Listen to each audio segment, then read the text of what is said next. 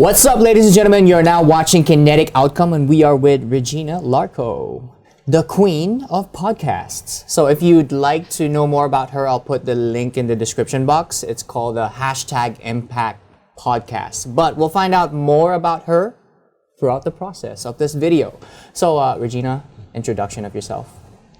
Thank you so much for having me, Hector. Such an honor to be speaking to all of you here today as well. Yay! Who am I? I could talk for hours. It's a long story, but to give you maybe just the tagline of my life, I'm originally from Vienna. I ended up in China, and I am now using my own voice as well as the voice of my students and my guests on my podcast to make an impact. That's the punchline. That's the punchline. That's the quick one. You know, usually I give an intro that could be easily an hour long, so I try to give us some space here to have an actual conversation. Okay. Well, and we're gonna get into all the details for sure. It's all about you. Right now, she's the superstar of this. So next question is, how did you get to where you are today, actually? Like, how did it all start? Yeah, so how did I end up being a podcast host and educator here in Hong Kong? You know, sometimes I ask that myself as well, like, how did that even happen? Because originally I'm a China studies major. That's what I studied in university. I spent a lot of time and effort to learn Mandarin. That's what brought me to China in the first place. And that's where my career started, in the NGO space in China, where I was working for an international think tank, organizing conferences, meeting a lot of super inspiring people along the way. But then my husband actually got the chance to relocate to Hong Kong. That was in 2014. And we jumped on that opportunity because we both always loved Hong Kong, and this was like a dream. You know, you have like a bucket list of dream cities where you would like to live. Hong Kong was like on top of ours, and we could not believe that it was actually happening.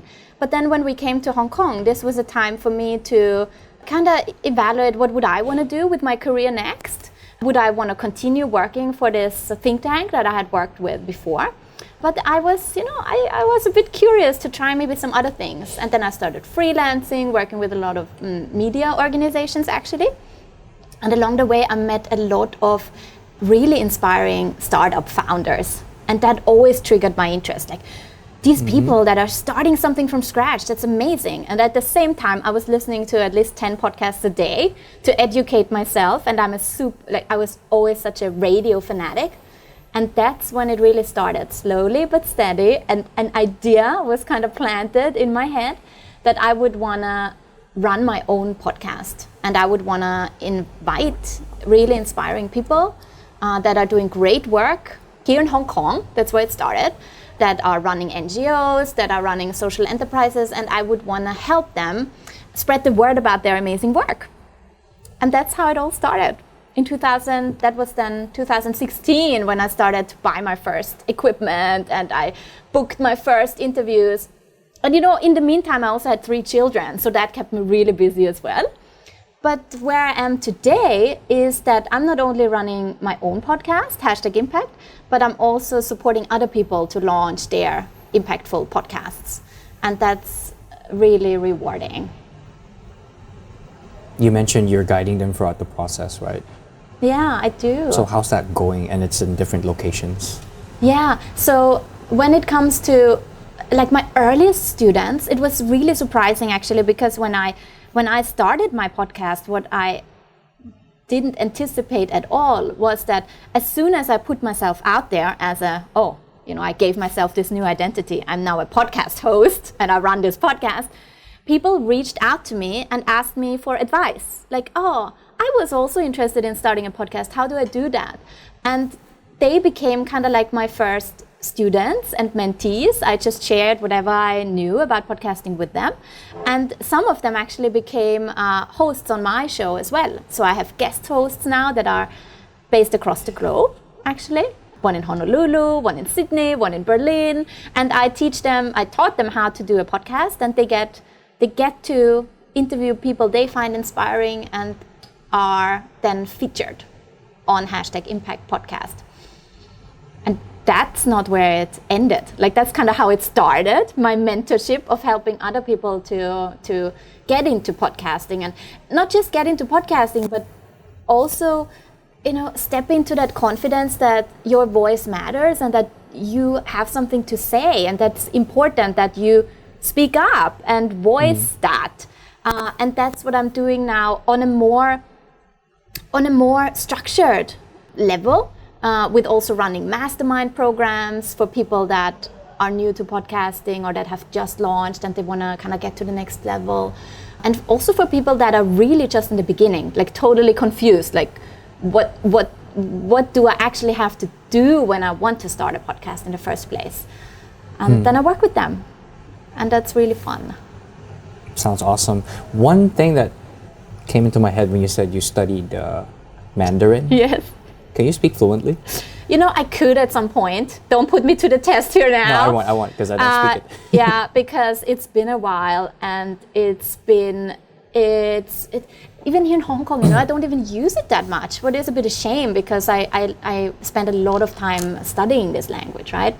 But at some point I was pretty good at it, but it takes practice. So to be frank, ever since we moved to Hong Kong, I haven't been practicing it that much anymore. Yeah, because I was thinking, what if you had a Mandarin version? That would be awesome, though. With your own mentees. That would bring it to a whole new level as well, right? But then I would have to spend a lot of time and effort as well to brush up my Mandarin skills. That would be a good idea for the future then. Just in case you put it in the archives. I put it on my to-do list. Okay. Yeah. And next is, beyond that, you're working on another project, right? You're launching season 5. Yes, so season 5 is it's an amazing project that I'm really excited about. So when you're looking at how my podcast has developed, we have always put, and when I say we, is that it's my team of co-hosts that are bringing as well, that are sharing their ideas, and we're putting these ideas together. And we had this approach that we would have a main focus for each of the seasons for a different kind of topic, so that we could really focus on promoting and leveraging other networks as well that are already working in that space. And for season 5, our main focus are the Sustainable Development Goals. And this is a blueprint that has been laid out by the United Nations in 2015, and it's kind of like, I loved what I heard on a plug for another awesome podcast that I feel very inspired by, the Global Goals Cast podcast, that have framed it kind of like to explain to others that haven't heard about the Sustainable Development Goals. It's kind of like a to-do list for the world, like all these things that governments, corporates, civil society, individuals should implement and do to make this world a more fair, equal, and beautiful place to live, right? And a sustainable future for all, right? There's so many challenges right now. And that's what we're focusing on in season 5, where we are inviting guests that are working on these sustainable development goals, and we try to make it more approachable as well and inspiring for our listeners. So our goal for each season is always that we would bring them something new, right? They would learn something new, and they would feel inspired by the guests that we're bringing. And this seasonal approach is also for them to know what to expect, right? What are we going to discuss in this season? And then they know what they are in for. Because the goal of when we're setting out to do these episodes is always that when there's a new listener coming to our channel, I really want them to stick around. I really hope that the first-time listeners also find something within each and every single episode that makes them feel they want more and they want to come back for more. Okay. And this is still being worked on in the process, or is there a target to launch? Target month, target year? Well, it's already ongoing. Okay. It's already happening. It's all in the works. So as we are speaking now of recording day, we're already way in. What we're working on right now is to see how we are then using these learnings that we had from our season 5 and already looking forward to, okay, and what's now the next season, right? Season 6, but that's in the works. That's not on the table yet. Keep me updated. Yes. Yeah. Okay, so next question is your experience throughout the process of transitioning from where you were to, okay, I'm going to start doing these podcasts, right? So the rewards and what was tough in the process. Yeah. I mean, the rewards there are so many. There are really so many rewards. I'm reflecting a lot about the early days because that's where I'm starting with my students all the time, right? I can so feel with them where they are right now when they are worried about if they should even consider starting a podcast, should they even put their voice out there. So going back to that, like my younger self, so to say, launching this podcast, I thought I had some, expectations, what this would do with me and what this would lead to. And my strategy and my goal was always that I would want to connect with inspiring people. I would also I wanted to learn this new skill. I was always such a passionate audio consumer, but how do you actually cut an audio file? How can you get really creative with audio?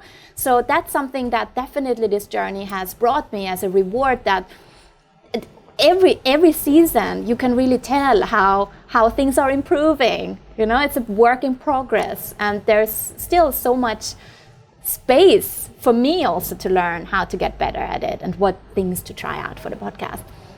And then the rewards are definitely that these connections that I made with the people and you must see that as well, Hector, right? I mean, you're sitting down with these people, you have their undivided attention, you look them in the eyes, you hear them, you feel them, and then you're also supporting them to put their voice out there, right? I mean, that's something that it's time, it's effort, and that's something that the guests I have featured, many of them, they had never been featured anywhere before. No one ever cared. I mean, maybe of course people cared, but no one cared enough to actually interview them.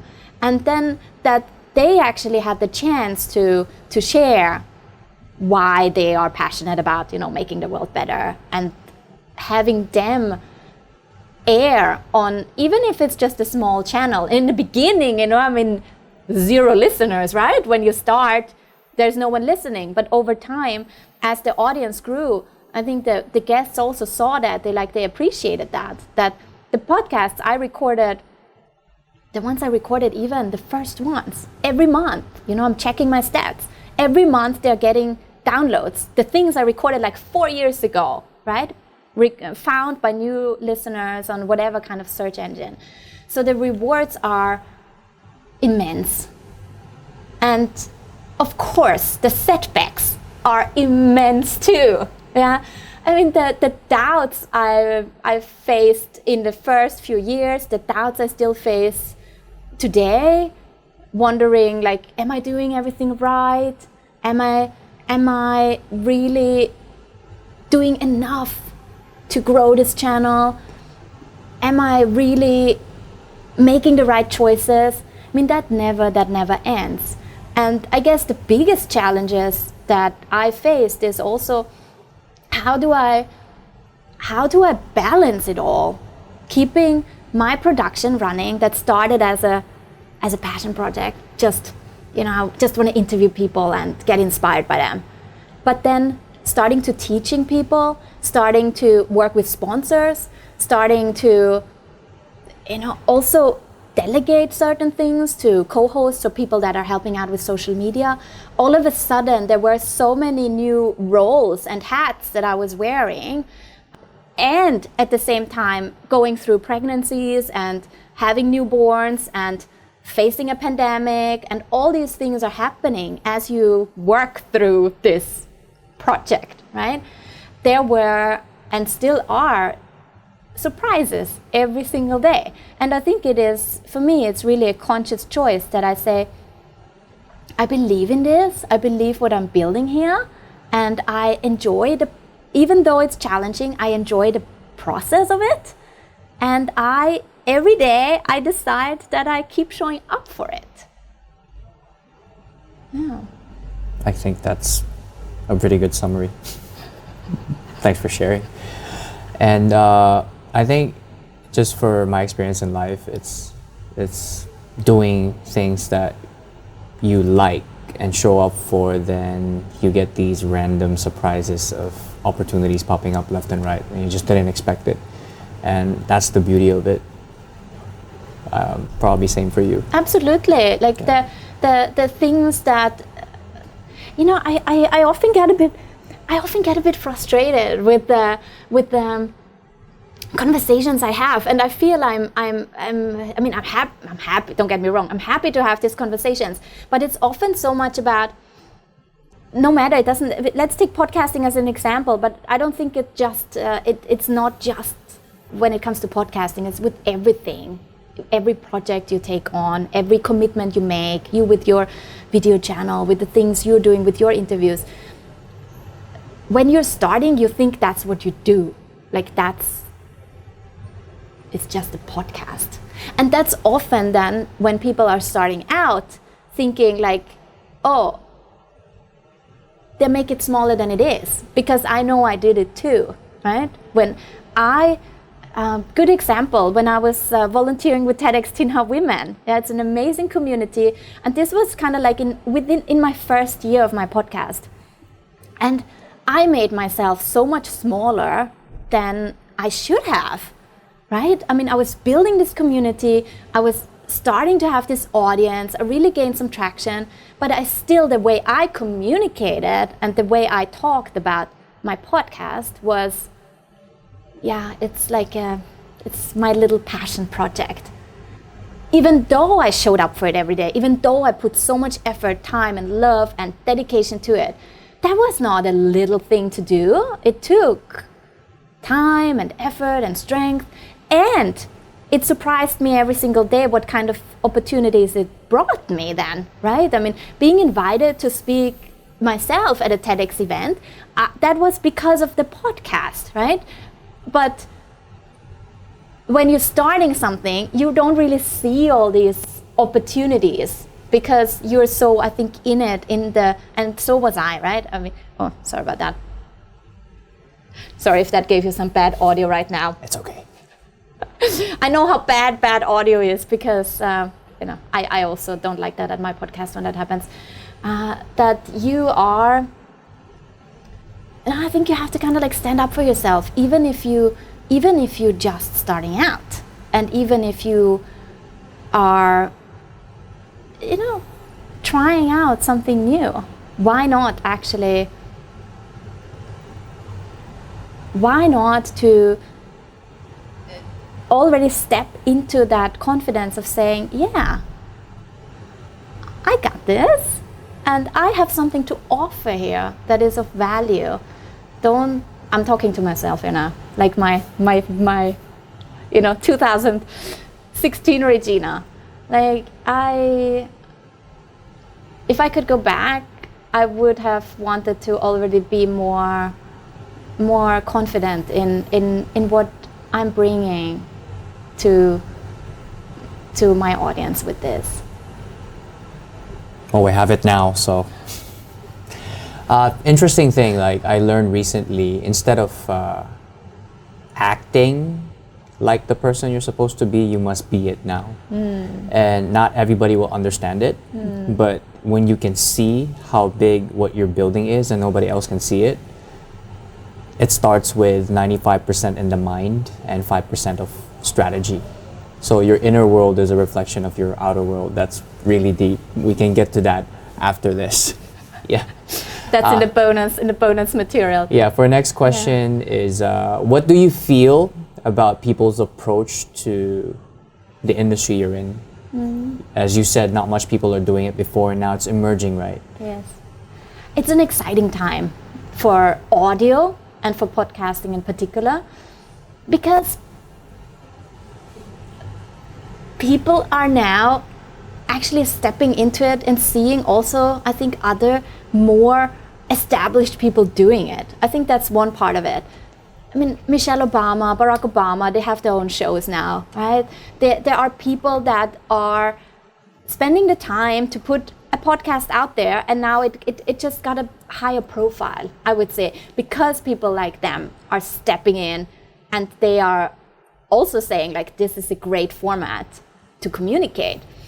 And that's great. And you see that especially, and probably the pandemic did something to that as well, with people just being a little bit on pause. You know, the world was kind of like put on a hold, and the numbers of podcasts that are out there like exploded. The number has risen so quickly, not just when it comes to the podcast, like podcast shows, but also the listeners. There are more people listening, there are more shows out there. But now I think is an interesting time where it will show who is going to stick with it, right? The listeners, I think, are going to stay. That's not going to change. I think with podcasting, there is nothing in between. I think either you love audio or you don't. Either you really enjoy it, and then you become this super fan of certain shows, and you go back to certain shows that you love listening to, and you start feeling like you know the people that you listen to on this podcast, right? I mean, you know, I'm hanging out with Michelle Obama now regularly. She feels like my friend now, just because I listen to these conversations that she has. It's so intimate. But what will be interesting to see is like, where are these podcast creators gonna take it? I think there's so much room for people to step into this industry still. And that's what I'm excited about, to see where it's gonna be next. Here in Hong Kong, I can definitely see, when I started the show, so I launched it in early 2017, and I knew of like, I think one other show that I had connected with him. I found him somewhere. There might have been other shows out there that I just wasn't aware of, but there was also not much, there weren't many articles written about podcasting, or especially like English. I'm speaking about the English-speaking podcasting space now here. Yeah? There wasn't anything that I could find about other shows. But then, you know, slowly, I connected with some actually amazing women. I think it's a space here in Hong Kong that is very driven by female creators, what I love seeing. But now, I cannot keep up anymore. There's so many new shows. I think this last year, it's just exploded here in Hong Kong. But it's good. I like that. I'll probably ask for the details later. Yes. Yeah. Are you talking like over 10, 20? Podcasters in Hong Kong? Yep. Absolutely. English? Yes. Oh my God, I have a long list for you to catch up on listening. So should we give some shout outs here to some awesome Hong Kong podcasters? Hong Kong Confidential, Hong Kong Stories, Better in Bed, In the Changing Room, This Hong Kong Live, Ho Ho Hong Kong. Subscribe to all these awesome podcasts and listen to them, especially our Hong Kong-based listeners, right? Because it's interesting to have shows coming out of Hong Kong. They refer to Hong Kong, the city we're living in. So yeah, this was just the beginning. There's so much more. Okay, there's probably going to be more in the future. Yeah, and next question is, what advice or tips, it depends on what kind of tips you'd give to people who would be aspiring to become a podcaster, or someone like you? Yeah, the most important thing is that you commit. This might sound so easy, but it's so hard. But that's what you have to do. Like, first step is you have to commit, that you say, yeah, I want that. I want to try this out and see if it works for me. So that means, you know, how do you commit? Like, you show up, you put it in your calendar, you make the time to learn. Every day you learn a bit. You commit also to being crap at it at first, right? Like, commit to that, to make these mistakes. I mean, go back to episode 1 to 5 of #Impact Podcast. I'm like laughing so hard. Like, what was I doing? The passion is always there. It's always been there, but there's no introduction. You know, I'm not saying what this show is all about.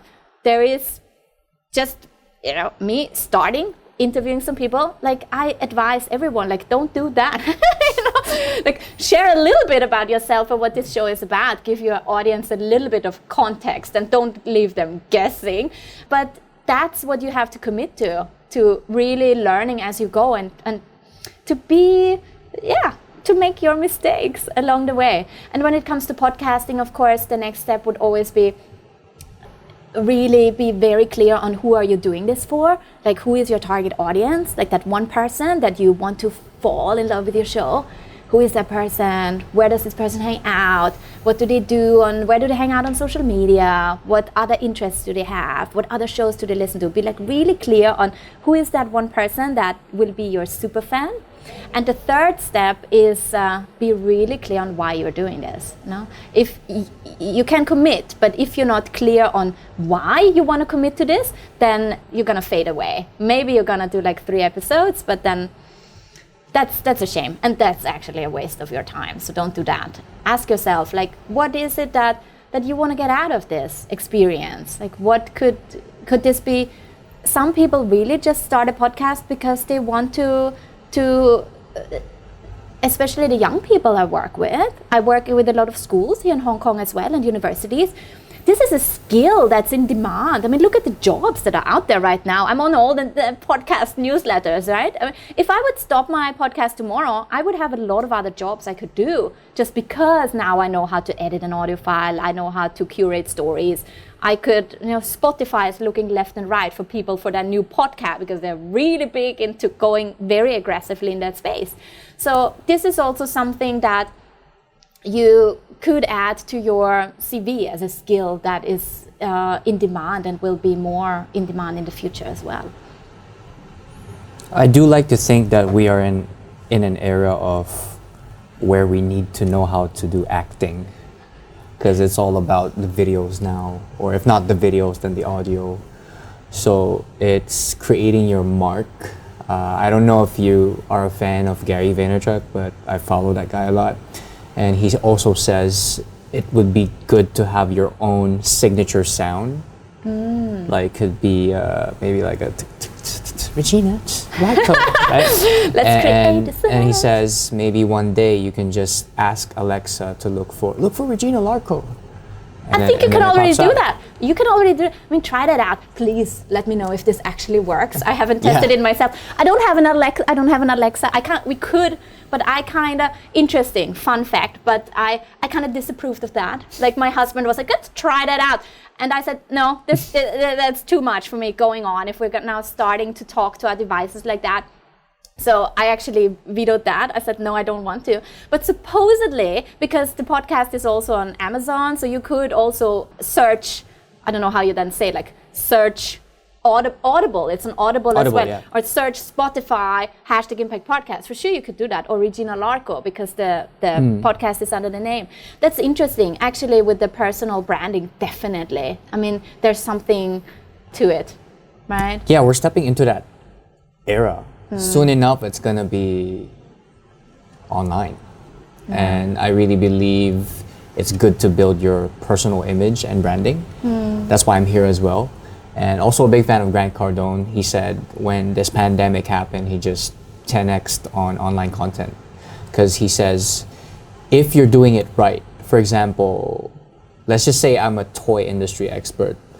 And when people think of toys, if I'm so good at my podcasts or videos or my online show, I should be the first one or one of the first ones in people's minds. Then you're doing it right. And I feel that's the next thing that we're stepping into 5 to 10 years from now. And it's really important to put yourself out there. And that's why that's one big reason why I'm doing this. Because I really don't know what I will be in the future. But at least I have a collective of interesting people I spoke to. And I got to know them. Pleasure sitting with you here right now. And at the same time, I'll never know what dots might connect ahead of time. So I enjoy this. Like I said, I'm a big fan of just getting to know people. Yeah. So for the next question, let me think back again. It's going to be, how unique do you feel in your space? Like what makes you different? That's intriguing. What makes me different? We are all unique. I think if we would just step more into that goes back to what I said earlier about have confidence in who you are, because you are unique. Everyone watching right now, we all bring our own experiences to the table. And I guess that's what makes me unique. I have, a certain way I was brought up, with certain values I was brought up. In Vienna, I have a funny accent no one can really place. I gave it away right in the beginning that I'm from Vienna, but that usually, within audio, that does make me stand out. That I don't have that perfect British or accurate native English, and I'm podcasting in English. And that's what is my unique selling point as well. I sometimes say things grammatically wrong. I probably did already 10 times here on this recording. I like laughing about myself. I guess that makes me very unique as well. I remember today when we walked in here and my shoe broke.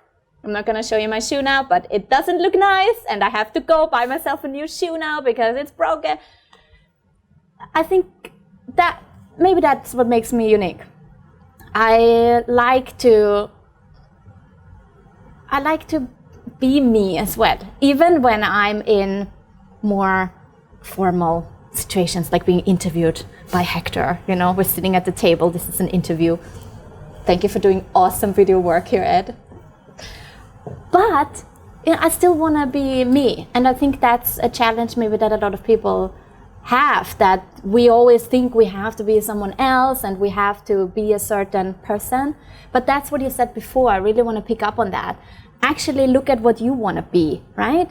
And be that person now. That's exactly what I'm doing right now. It's so funny that you brought that up. My business coach taught me that. Yeah, it's probably all the rage now in coaching, that, you know, step into that. Define who you want to be in 3 years' time. And then be that person today. Just grab that future you too. Yeah, grab it here, because why wait? Why wait? Like, why do you have to reach this goal and this and this and this step until you can allow yourself to feel awesome about yourself, about that future self that you might be when you reached all those goals? How would you show up for whatever you do today if you would already live like that today, right? Yeah. It actually feels better. It feels so much better. And people can sense that version of you, if that makes sense. You're not pretending anymore. It's just when you're that version of you, you're going to attract anyway. And soon enough, it will manifest reality, if that makes sense. Yeah. Yeah. So to the next question, this one is based on, it could be anybody. Who inspires you, or that person you look up to? Could be 1, 2, 3. Could Depends. be so many. You know, this might sound so tacky, but I really look up to like my parents, my family, especially like the women in my family, not leaving out the amazing men as well, but they were always working, and they were always really, like, there was, I don't even know how to put this, I'm gonna get all emotional now, but there was, you know, especially when my parents had me super young, like it was a total accident, like that really wasn't planned, and all of a sudden there's a baby, right? And they didn't know what they were doing. So my grandparents and my great grandmother, actually, they really stepped in to help with raising me, so that my mom she was enrolled to started studying medicine. So she could have never gone through with her studies if she would always have to take care of me as a baby. So they really stepped in and stepped up to help bring me up. And there was, there was never there wasn't that much. How should I put it? There weren't that many things. There wasn't that much money. We were living in this small 60 square meter apartment with my mom and dad sleeping on the fold-out sofa in the living room. They didn't even have their own bedroom. Me and my brother in bunk beds. I would always look at my brother when he was trying to get in, later when I was a teenager and I was pretending to be a radio host in making my own mixtapes, and locking him out of the room. So that was, like, when I look at that now, you know, compared to like how do my kids grow up now, is very different. It's very different. And I'm being very mindful of that actually how I grew up made me, I think, a really content and grateful person with the little things. And that's what I look up to a lot. Like how still today, how my family, how are they living their life? And they're always the ones that, in the end, that's what matters, right? I mean, it's great that I'm building this podcast and meeting all these inspiring people and building this platform and living this international life here in Hong Kong. It's amazing. But in the end, like, my roots is what gives me so much like comfort. And that's what I always go back to when I'm like maybe facing some setbacks. So you're in touch with them? Oh yes. Like in another country in Hong Kong, or are they here? When I'm talking about them, it's so funny because it feels like they're here, right? I mean, I feel so connected to them. But we've been living abroad for a decade now, more than a decade, and they're in Austria, and my husband's family is in Sweden. And now we haven't seen each other for almost 2 years because of the pandemic and the restriction with traveling. But we are connected. Like I would write letters back in the days. Letters. Yeah, I love the feeling. Yeah, not 10 years ago. Opening it. It's nice though. And you write by hand, right? the effort. But isn't it so beautiful? Yeah. It's very different nowadays. Yeah. It's all like, or just phone. Yes. So that's what I do now. The emails and video calls. Okay. Are you gonna cry, or do we need tissue? No. I caught myself again. But for a second, I kind of forgot that there was a camera there. Thank you for giving me that moment, acknowledging my roots. Okay. And this will heighten up the emotion to another stage. It's going to be based on your journey to choosing to become who you are now. Of course, there's always going to be, I really believe there's always going to be people that are not so fond of it. So did you go through that process where there's people that are not so cool with what you're doing, or did you get a lot of support, or was it imbalanced in each, I don't know which end, but just support and no support? Like, there was definitely support. There was definitely support, as I just said. Like, I have the most amazing family ever. I have the most supportive husband ever. More support than There was definitely naysayers. more support. Okay. Definitely more support than naysayers. But there was definitely a lot of good advice. And naysayers in that sense that a lot of people actually questioned the whole podcasting idea. Audio. They questioned audio. If I would have $1 for every time someone told me, but you should do YouTube, right? Why are you not doing this as video, like what we're doing now, right? You're doing it right, I'm doing it wrong. So I had a lot of conversations around that, why I thought audio was powerful, and a lot of my friends actually, they hadn't even listened to a podcast before. I still meet people that don't know what a podcast is, and I introduce it to them. But once and then I doubted myself, like, oh, should I maybe? Is this right, what I'm doing? But as soon as I committed and I said, no, I want to do this podcast, and they saw that passion in my eyes and they heard me how I talk about it, then there was really no pushback, or no one saying like, oh, this is the wrong way to go. Also then because they saw how it picked up, and that there were actually people listening, and that media picked it up, and there were a lot of things happening, and all these other people that wanted to become part of it as well with the guest host. I think that kind of helped then other people also understand why I keep believing in audio. Okay. Feeling better? I felt really great all along. Okay. I always feel really good when I get to talk about my family. Don't get me wrong. It's like I always tell my oldest daughter is old enough to understand it. The younger ones are, maybe they don't really get it, but there are moments I'm very in tune with my emotions, and there are tears on any given Sunday when I'm like talking to my mom on the phone. But then it's not sad tears. Like, that's what I try to explain to you and my kids as well. There are two kinds of tears, there are also happy tears, and I cry more happy tears than sad tears, actually. That's a good thing. Yeah, and I guess for the last question, this is based on anything we may look forward to for the next year or two or years to come, or you want to keep that on the low for now? I want you to look out for more amazing podcasts that are started with the big passion of making an impact. That's what I'm all about when I'm teaching other people how to start a podcast. So look out for that. I think there will be more coming.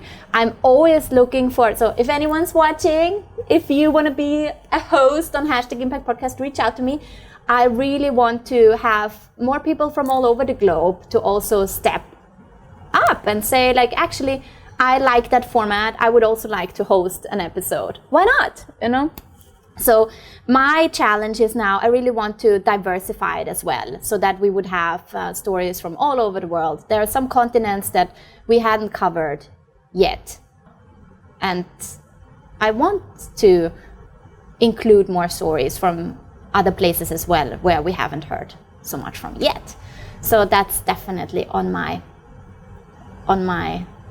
bucket list of things I want to see happening for #Impact. I don't know why, but you can add this into the picture. It's just in my head now, because I like to imagine things. Yes, right? how do you imagine it? Call me a visionary. Yes, please. What if everything is working out financially as well for it, and in the future you have all types of languages worldwide? That's a big dream. And you planted that seed, right? With the languages as well, right? Yeah, I didn't even bring that up. Yes, it is an English-speaking channel now, but wouldn't that be amazing? Yeah. If that we would have all kinds of languages on the channel. Soon enough. Different chapters. So right now we planted that timeline in life. It exists. So when we reach it, contact me. Absolutely. Okay. Well, that was amazing. Thank you so much. Appreciate every single detail and enthusiasm and energy that you eased out for this interview. And ladies and gentlemen, 𝙁𝙗𝙜 𝙠𝙗𝙗 Thank you so much. And all the information in the description box. So we're out. Kinetic outcome. So high five. Thank you so much, Hector. Bye, guys. Our aim is to provide value. So if you like what you watched, make sure you hit that like button, leave a comment, and subscribe. I'm also a financial advisor based in Hong Kong, so feel free to check the description box for my details and email or DM. And if ever you need video and photography services, the phenomenal videos you're watching right now are filmed by Ardrey Mendoza. Lastly, if you love hip-hop music, rap, R&B, singing, whichever that sounds amazing to your ears, because I always do a lot of experiments with it, feel free to drop by my channel at SCF Saint or Saint Crossfade. Appreciate you for being part of this episode and more to come. Till next time.